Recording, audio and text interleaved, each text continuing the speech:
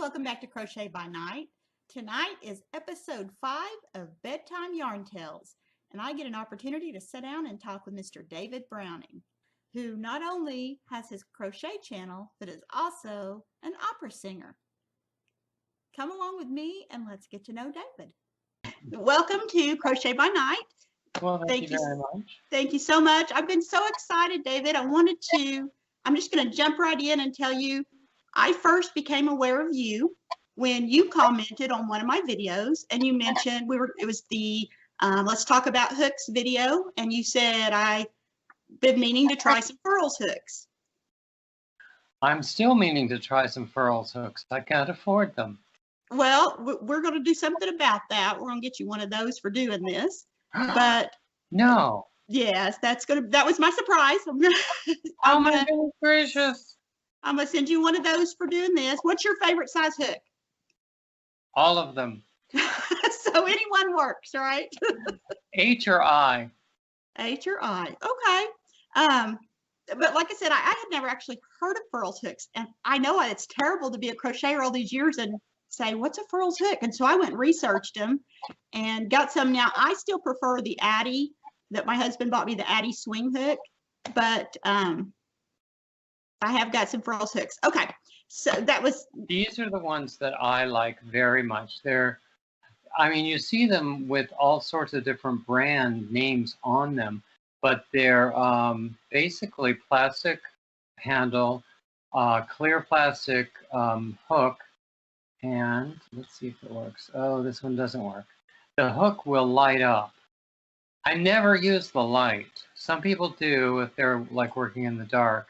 But I just really like the way the handle fits in my hand. And I have one that looks just like that, but where you put the little battery in, yeah. I lost the little cover. Okay, here's one where the light works. Yes. I have every size of these. I have several in some sizes. Well, be sure and send me your address so I can send you. I'll probably send you one of the streamlines that I've got. I stocked up on a few so I could give those away as gifts. So, all right. So let's jump in and start with, can you tell me a little bit about yourself and about how you started crocheting and just how you got here?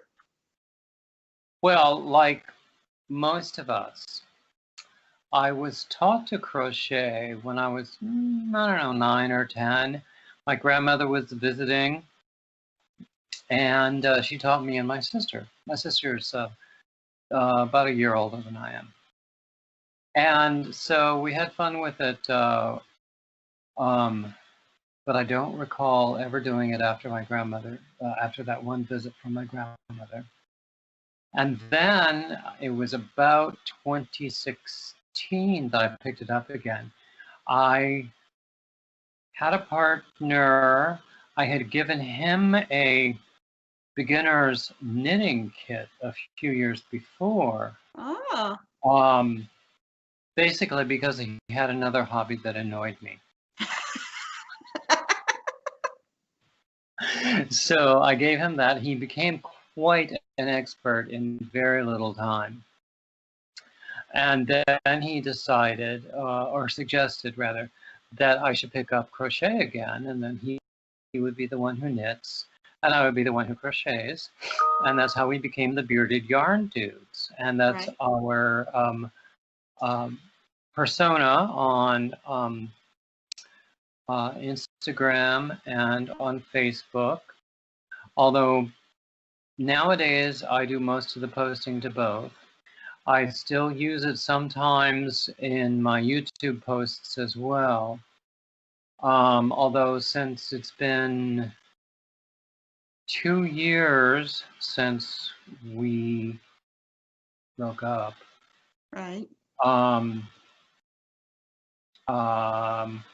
We're still on great terms, but we're not really necessarily working together. And you know, he has a lot of other things, and I have other things as well. So I love your intros, and I love that you, on your videos, And I love now every time I see it, I think the bearded yarn dude. That's what I think. Not dudes, but I always think there's David, the bearded yarn dude. Well, Dude. actually, if you poke around in my Instagram and Facebook, you'll find pictures of him as well. So, but I see that, I think of you. Does that make sense? It does indeed. So, okay, so you started again in about 2016. Mm-hmm. Is there something you prefer to crochet? Is there a stitch that you like? I like learning new things. I don't like it when I can't master them instantaneously. So in some ways, I'm like 5 years old, and yeah. But I like big things like blankets and sweaters. I have a number of. I should have been wearing a sweater that I made myself for this, but actually I forgot. I didn't tell the last minute. I forgot we were doing this. Oh no. I do a lot of small things. I call them palette cleansers between projects, or sometimes I'll pick up something like in the middle of a large project if I'm just bored. So I wind up with a lot of hats that way. And I try to do as many blue hats as possible for Hat Not Hate. Right. So I've got mine on. Actually, where did I put them? Okay, here we are. Oh, here we are. Yes.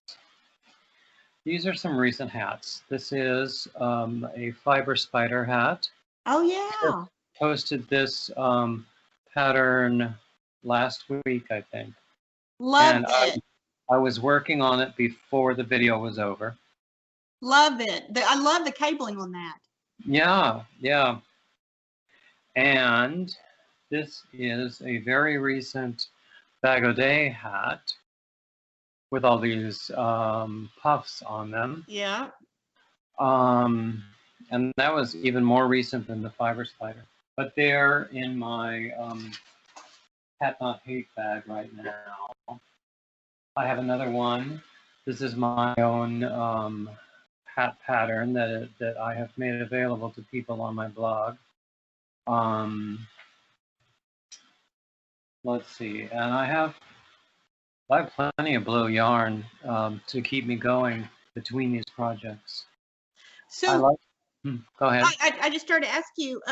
I know you said that you had been doing some Instagram and some different things previously, and you're now doing them again.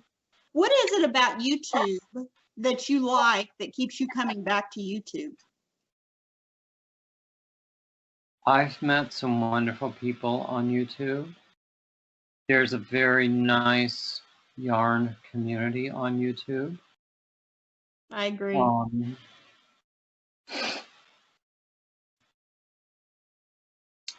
I actually really threw myself into it by suddenly I was watching Yarn Geek every morning at 6 a.m. Eastern.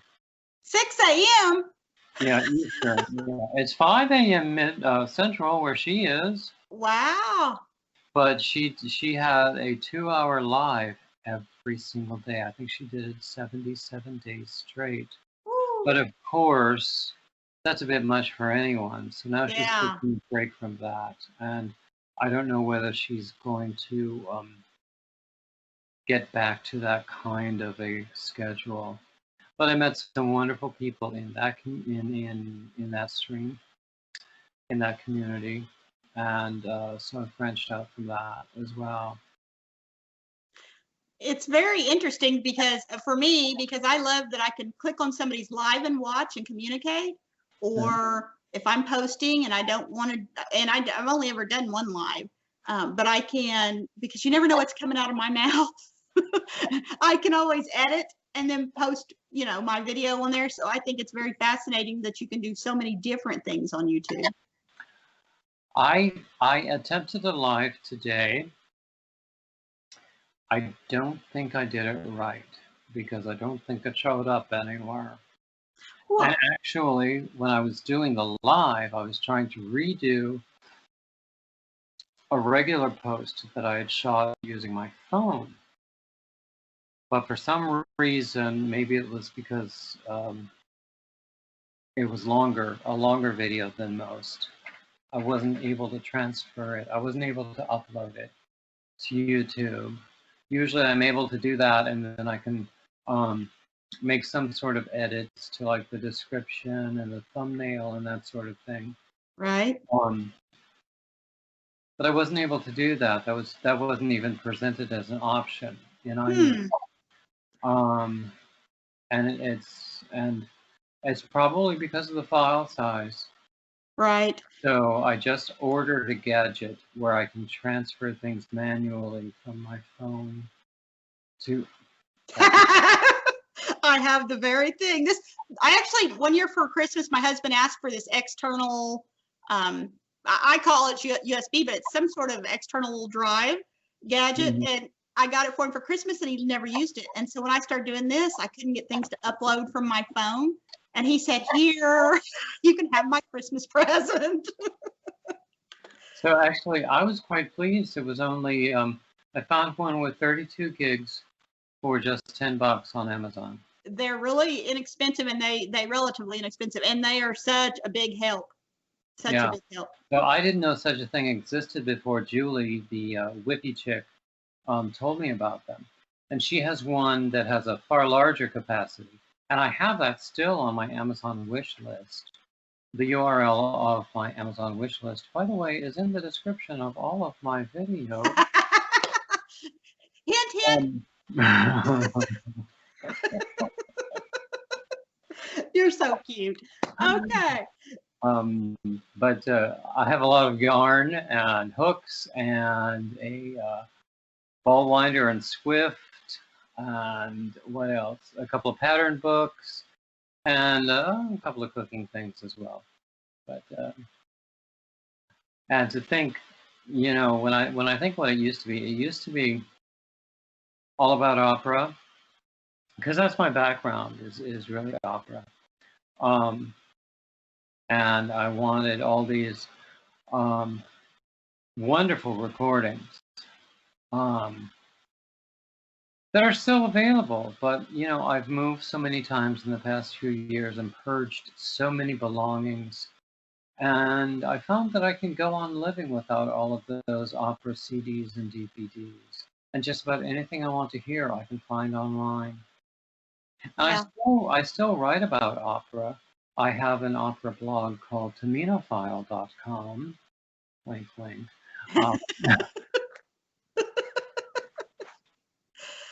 I used to write for print publication, but I never did that for a living. I wish I could have done that for a living.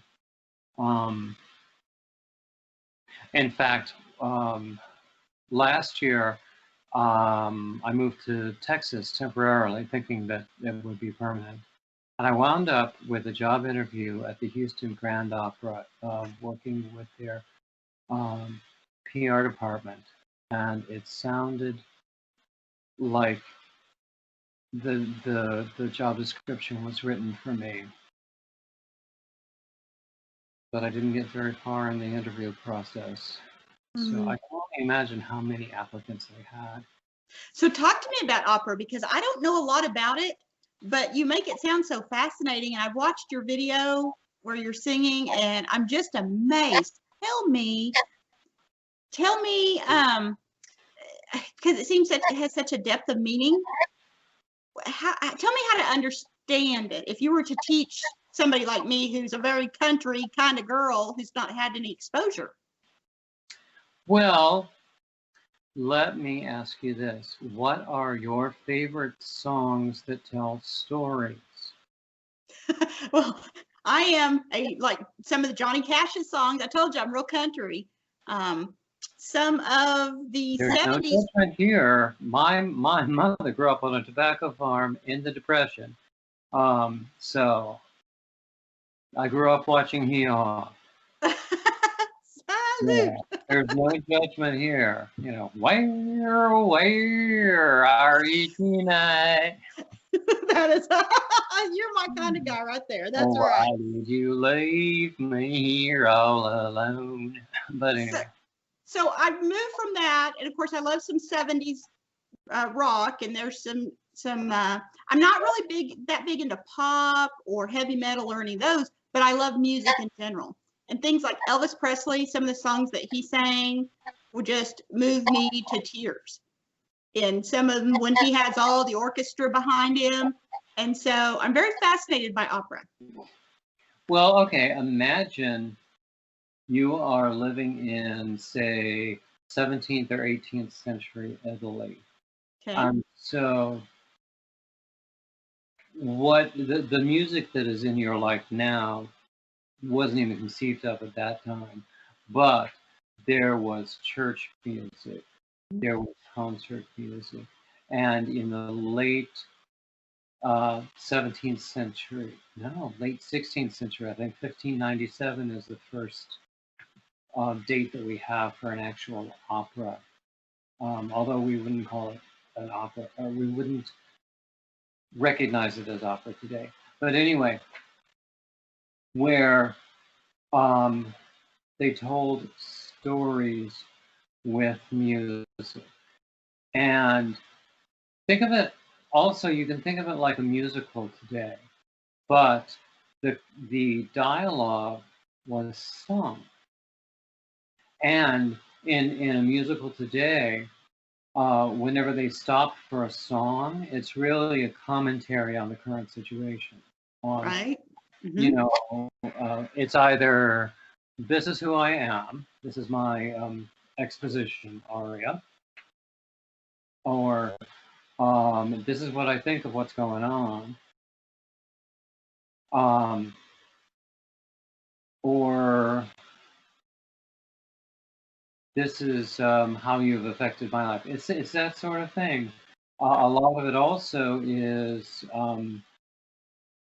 there are tons of operas that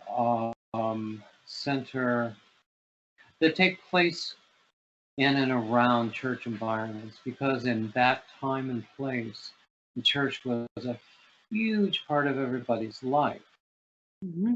So even more so than some people in current American culture we would consider excessive. But that's the level it was at the time. So it was, the story was told in music. The same way the story is told in music with musical theater. Right. Can you pinpoint, David, can you pinpoint a time in your life when you said, that's what I want to do, I want to sing opera? I sang all through my childhood in various kinds of choirs. I was in high school, I was in North Carolina. They had, I believe it's still in existence, the Governor's School of North Carolina, which is a summer program. It's an honors program, and I was there for music. And in an extra concert was the first time I really think I sang a full solo in front of people, and I was moved, and they were moved, and that's when I thought, this is what life is. That's amazing. I can't think of a time in my life really that I said, this has moved me so much that this is what I want to do. I think for me, I fell into so many things. You know, I started out, I was in college, I was studying one thing, and somebody said, well, because you're so opposed to working with juvenile delinquents, you're going to work with juvenile delinquents. So I ended up working with juvenile delinquents and being a probation and parole officer for a while, you know, and it was more somebody else moving me in until I got to this crochet channel. I can tell you honestly, I probably just kind of floated through. And when I started doing my crochet channel, my coworkers say, "Oh my gosh, you just light up." Well, that's what I see when you're in your videos, when you're talking about opera. You just feel it. And so I think that's just amazing. Yeah, you're not the first person who said that. I mean, the first time someone actually said that to me, I was at some sort of a gay men's retreat. I used to call it therapy camp. I went every year, actually, for quite some time. But somehow, through a silent auction, I won a spiritual counseling session with a clergyman who was there. And I went. I can see now I was a little bit defensive because I had this totally cerebral view of faith and religion and everything. And so we were talking about belief systems and this and that and models of God and all that. And then he got me talking about music. And he said that everything about me changed. Mm-hmm. You can see it. I was not aware of that until then, but it just made so much sense. I have been in situations. I recall once on a work trip.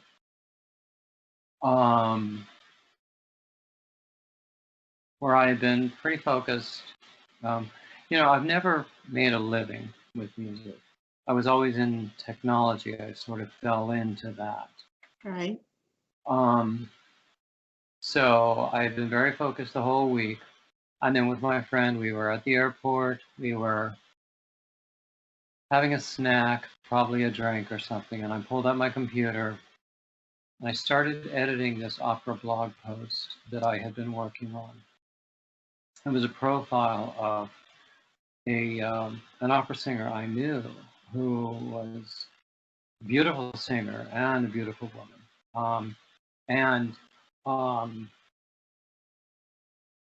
I could just feel, it was like I could feel my blood chemistry changing as I just changed direction mentally. Right. You know what I mean? I do. And I don't know if you watched sounds a little weird, but I don't know if you ever watched The Voice on TV. But this year they had this gentleman who sings opera. And when he started singing, I was so moved that it brought me to tears. And what was that? The Voice. Okay, yeah. Blake Shelton, country, The Voice, and yet they had this opera singer on there, and he was amazing. And I was totally blown away. Unfortunately, he got kicked off somewhere along the way because that's not mainstream, what they were looking for. I don't know. But he was so good, and it just really intrigued me. And I thought, David Browning. David Browning. Because, oh, wow. Yeah. So now in my mind, when I see or hear opera, I'll always think of you. Oh, that's sweet. Actually, yeah, if you want to talk further about this, I could talk for hours about it. But we could talk offline sometime. I could point you towards some videos that would be really good for new people learning new opera anew. Here's my suggestion, though. My suggestion. Like that, shouldn't I? My suggestion is you should be vlogging about opera as well as crochet, because it comes across. You're right about that. So I like being right. My husband never tells me I'm right. I'm gonna tell him I was right today. Nah, stupid straight man. Oh, that's funny. Oh, that's funny. So what are the goals for your channel? That kind of segues into that.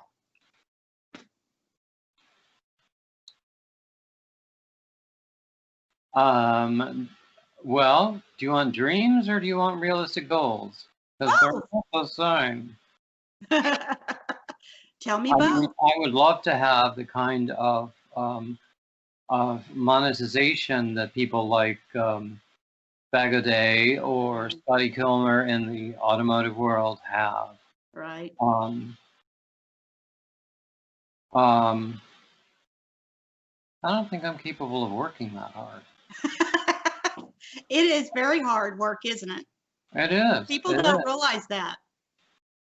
I'm basically on early retirement and desperately hoping that my disability comes through.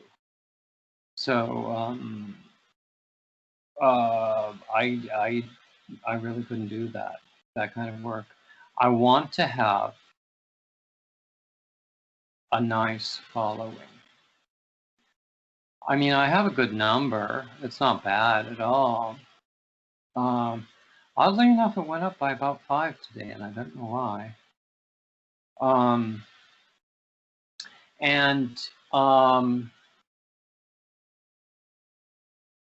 You know, if I ever reach monetization levels, I don't really envision being able to make a ton of money from it.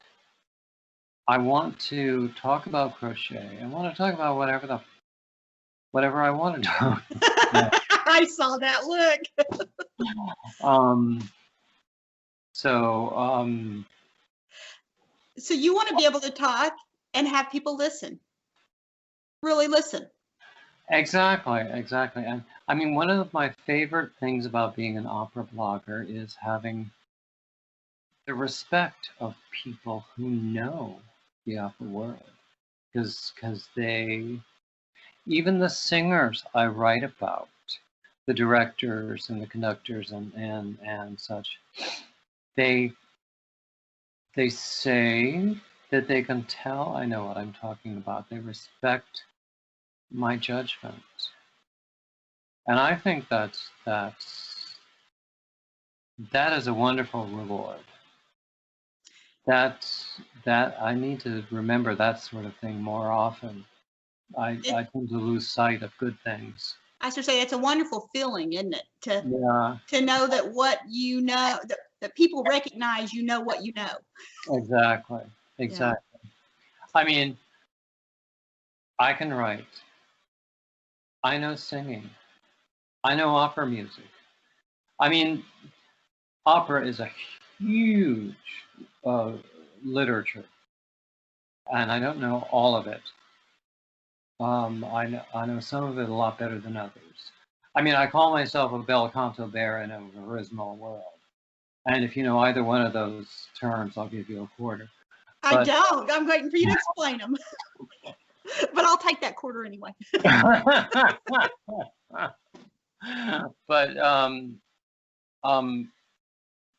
But people know that I know what I'm talking about. And people quote me, professionals quote me on their websites. I mean, that I think is a wonderful honor. And as far as crochet goes, people are telling me that they think I do good work. I'm getting into some designing and pattern writing, and people are liking that as well. That's harder work than just, you know, pushing out somebody else's design. Absolutely. So I often refer to the sweater that would not die, because I had to totally rework it. But I think once I get through with 2 whips I have, I'm going to go back to that and rework it. You only have 2 whips? Well, I have recently finished quite a few things. I have. Oh, let me show you. Before David shows us his show and tell, this is a baby sleeper gown that was designed by Nana's Crochet Ideas that she submitted for our show and tell for Bedtime Yarn Tales. Nana's Crochet Ideas, thank you so much for submitting this. It's beautiful. I've been checking that out behind you. If you see my eyes, I kept checking that out. Yes, love it. This is my Bavarian crochet blanket. I love it. And great colors. Oh, This is Lion Brand Mandala, or mandala, or however you want to pronounce it. It's really mandala. It's 3 cakes of the stuff. That's like 1,500 yards. Plus the edging, the last round is some leftover Lion Brand Pound of Love in white. Because the last round needs to be the round that does the fans. Because basically it's a 2-row repeat. It's the row that does the fans and the row that does the gathers. And it's all these back post triple crochets. Mm-hmm. It's not very hard once you get the hang of it. Unless you're watching TV. Well, see, I don't watch TV. See, I do, and I start doing it, and it's great. And then all of a sudden I look down, and I'm like, what am I doing? What is going on here? Well, you know what? Since the videos that I wanted to do today didn't go through, I'm going to show you what I was going to show on those videos. I got a birthday package from my ex, actually. So, and this is the best part. This is a project bag with puppies on it. It does. It has puppies. I love puppies. It has puppies. And there's a little thing inside. Aww. Some things. So, and...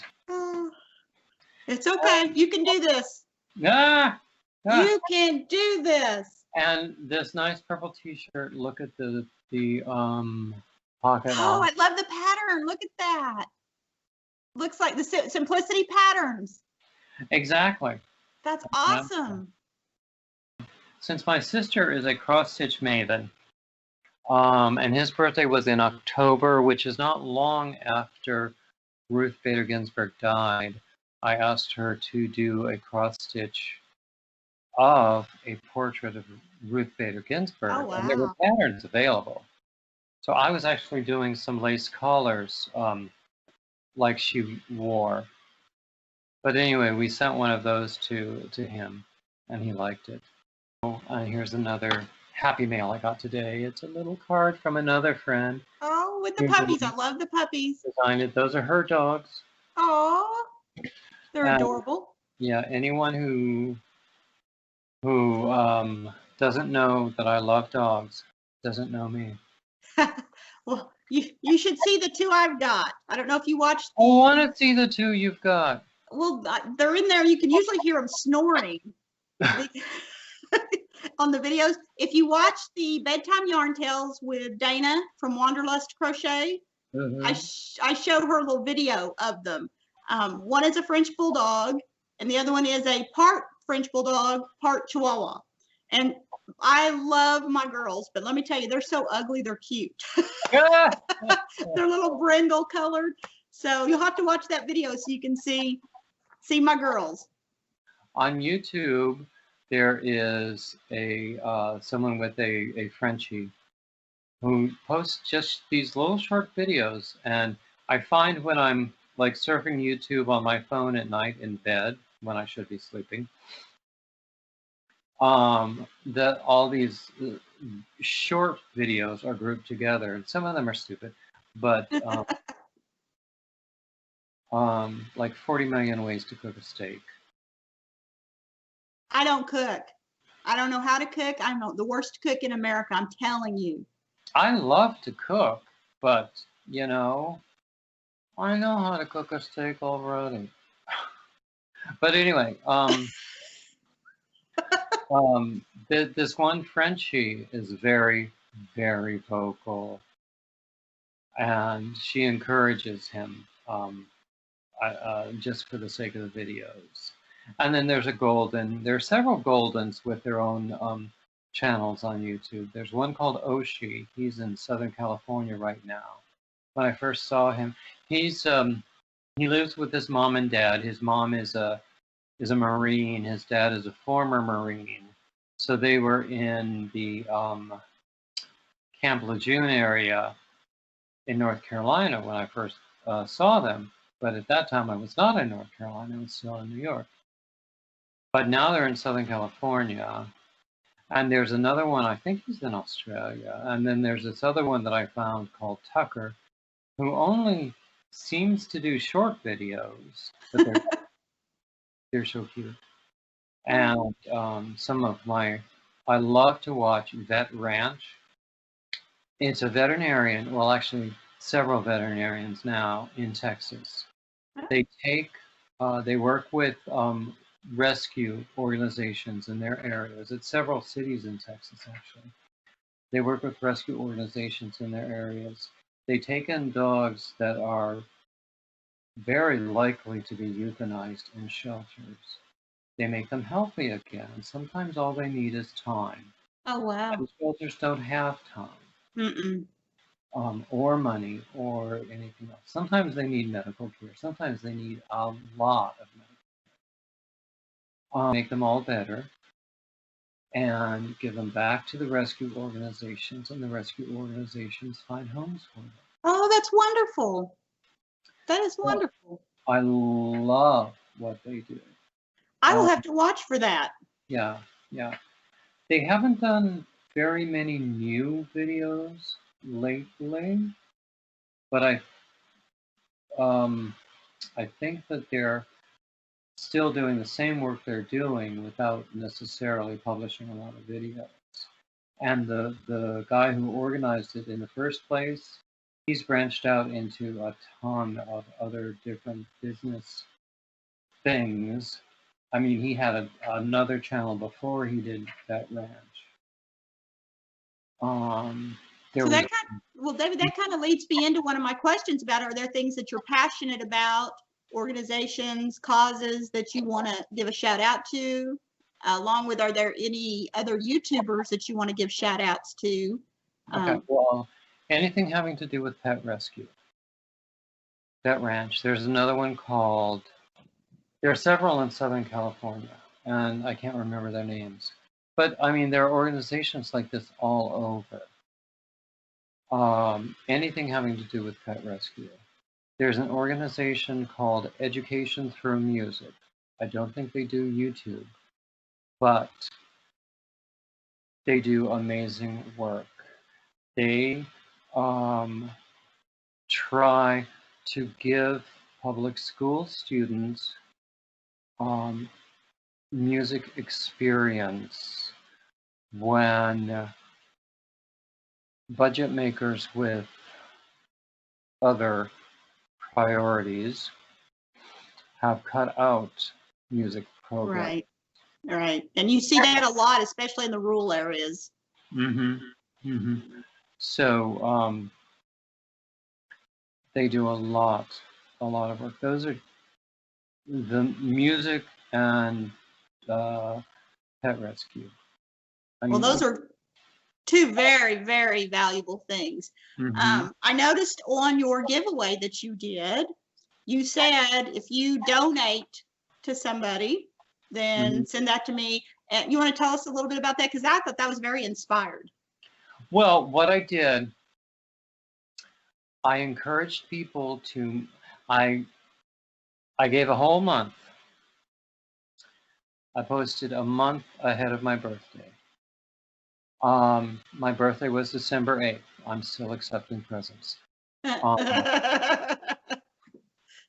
But a whole month ahead, I posted that in order to enter the giveaway, you had to make some sort of a charitable donation to an organization that would be recognized by the IRS. In other words, a 501c3 organization. Right. Political donations were not allowed. And then I named a few organizations that were my favorite, which included Education Through Music, which included anything having to do with pet rescue. Another one was Southern Poverty Law Center.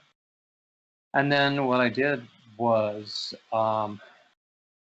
I just took everybody, put them in a spreadsheet as a list, numbered everybody, and then took a random number generator from the web to determine which number was the winner. Right. And I heard just today what the winner did with her gift card, and I was very pleased about that. So very, like I said, I thought it was very inspired. It was very selfless, and I very much appreciated seeing that. I know that when I saw it, I just thought it was quite amazing. So. Well, I didn't try to be amazing. I just wanted people to think. You don't have to try. You just are. Can I quote you on that? Absolutely. Absolutely. So, is there anything in this interview that you want people to know about you, your craft, anything that I haven't asked that you can think of that just comes to mind? No. Actually, you've been very thorough. You sent me a list of questions. I didn't read it. Nobody ever does, but I always like to send them. Well, I always have one final question that I ask, and I will get to that in just a couple of minutes. Do you have any questions of me that you want to ask? Well, when I interview singers for my blog or for a magazine profile, I always sum up with a few things. Like, I think I stole most of them from Inside the Actor's Studio.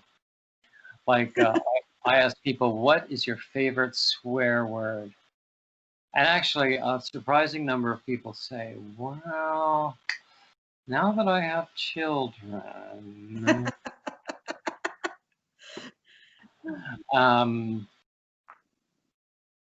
My favorite question from Inside the Actor's Studio, which might resonate with a lot of crochet followers, if my observation is correct.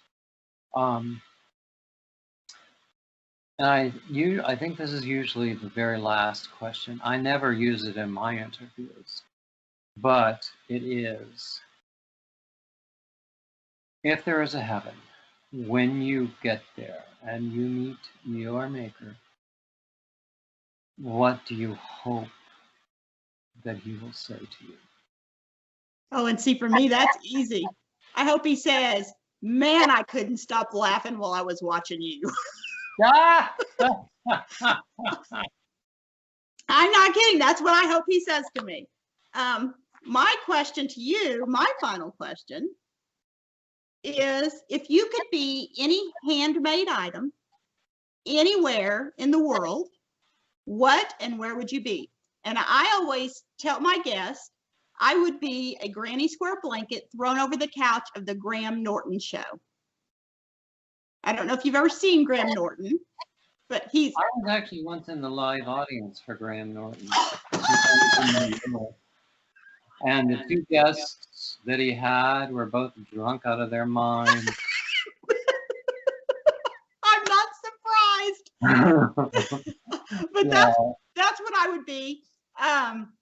Granny D, when I interviewed her for last week, for Saturday, she said she would be a wash rag, a washcloth, Sean Connery's washcloth.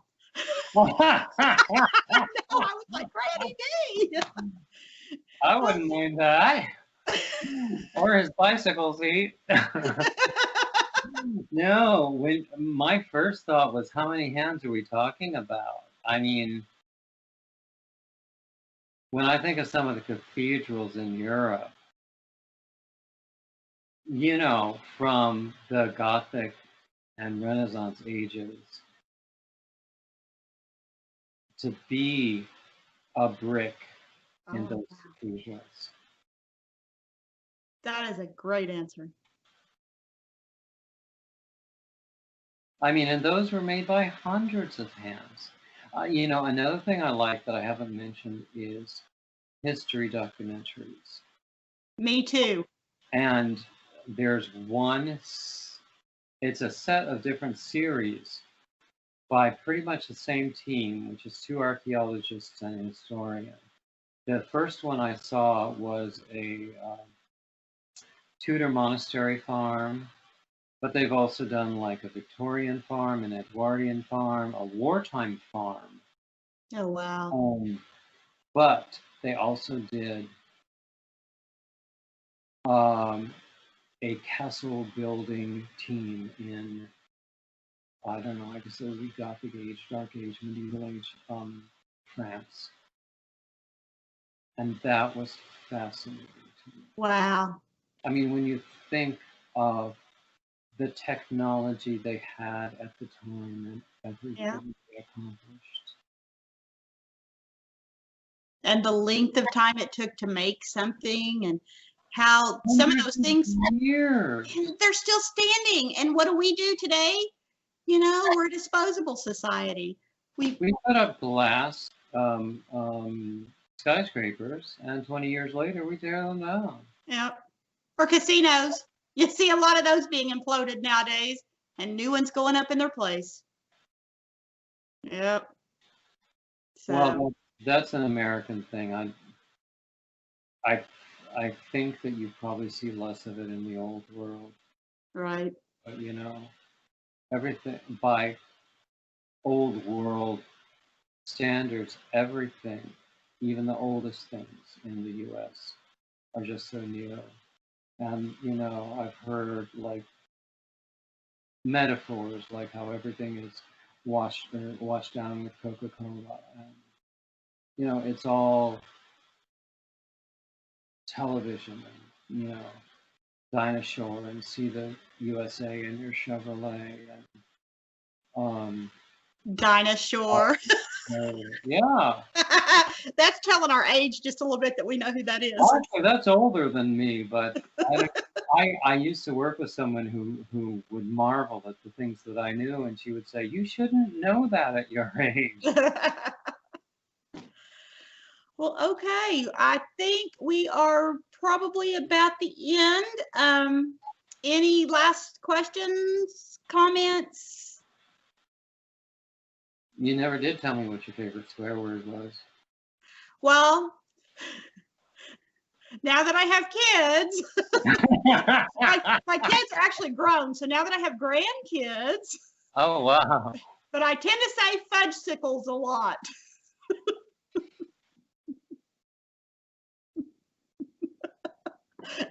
I'd say something similar to that. But I saw you almost say it earlier. It was funny. It was on your face. You're very expressive. So, David, thank you so much. Oh, it's been a pleasure. You know, I haven't been on the crochet scene very long on YouTube, and I've been doing it for a number of years, but I, like you, have met so many wonderful people. And where else can I go? I can't think of another place I can go other than YouTube, where I can meet people of different walks of life with different experiences and sit down and have a conversation and have that common ground and learn so many fascinating things. So it has been such a pleasure for me. So for viewers who are watching this, who have not been to your channel, in the description box, there will be a link to David's channel. Check him out. It's under David Browning. And also, actually, you might be confused if you search for David Browning. It will be easier if you search for my Google ID, which is, unless you have the direct link. But my Google ID is Pager Bear. Pager Bear. Pager Bear. And there's a story about that as well. And in the description of my of all of my videos, I have links to the blogs, to Instagram and Facebook, and a few other things.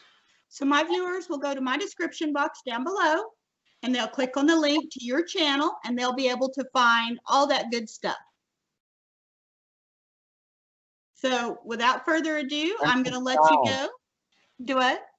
Subscribe, comment, and hit the red button. Subscribe, like, share, all those good things. And he's got an Amazon list. But he's still accepting birthday gifts. I wasn't going to say it, but now that you did, that's great. Thank you so much for having me. Thank you. Bye-bye.